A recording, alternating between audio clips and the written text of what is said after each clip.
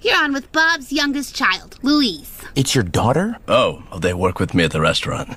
Adorable. Yeah. Such a good father. Oh, no, it's more about not paying regular... Whatever. You want to talk to your daddy? No, I want to talk to you. You've been selected as the subject of my important person school essay. Shut up. Oh, don't tell me to shut up!